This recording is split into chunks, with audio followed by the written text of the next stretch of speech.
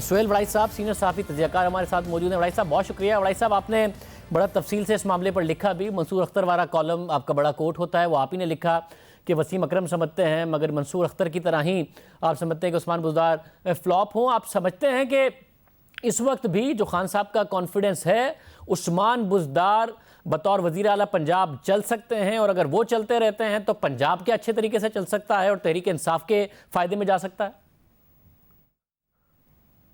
میرا خیال ہے کہ یہ ہے تو بڑا مشکل، لیکن دیکھیں روانڈا جیسے بھی دنیا میں ملک تو ہیں، چلتے ہیں، پنجاب بھی چلتا رہے گا لیکن اچھا نہیں چلے گا۔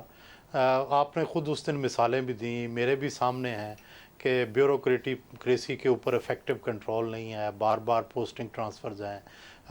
گورننس کا ماڈل بہت برا ہے اور کوئی انیشیٹو جو ہے وہ نہیں لیا گیا۔ ہاں البتہ یہ ہے کہ خان صاحب جو کہتے ہیں وہ اس پہ بزدار صاحب جو ہے مکمل عمل کرتے ہیں۔ ابھی آج ہی آپ دیکھیں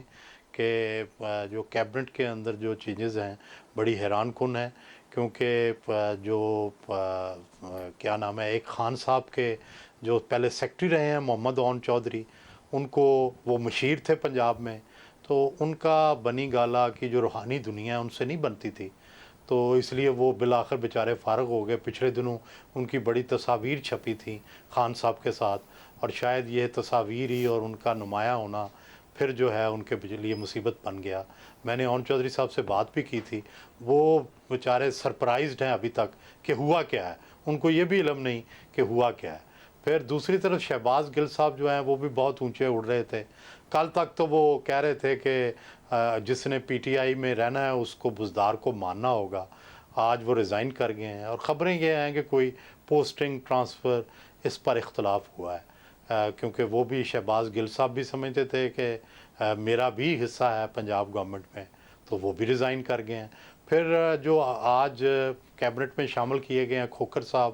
وہ لاہور کی بااثر فیملی ہے کھوکھر فیملی، لیکن یہ وہی ایم پی اے صاحب ہیں جن کو شروع میں چیف جسٹس صاحب نے بلایا تھا اور کچھ دن کے لیے ان کی سرزنش بھی کی تھی، اور وہ بڑا لیٹ حلف اٹھایا تھا انہوں نے، کیونکہ شروع میں ہی ان سے کچھ غلطی ہو گئی تھی اور چیف جسٹس جو تھے انہوں نے اس پہ ان کا نوٹس لیا تھا۔ تو آج وہ کیبنٹ میں چلے گئے ہیں۔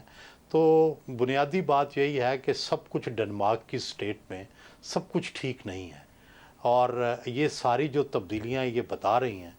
کہ باوجود سب کچھ کرنے کے پھر بھی تبدیلی تو آ کے رہے گی۔ ہاں کب آئے گی، دیر ہو جائے گی، ابھی خان صاحب جو ہیں وہ نہیں مان رہے، لیکن الٹیمیٹلی وہ خود ان کو بھی ماننا پڑے گا کہ جب یہ چلے گا ہی نہیں صوبہ، جب اس کے ریزلٹس نہیں آئیں گے، ڈیلیوری نہیں ہوگی، تو پھر ظاہر ہے یہ معاملہ ان تک پہنچے گا، ان کو نقصان ہوگا، تو پھر ڈیفینیٹلی تبدیلی کریں گے۔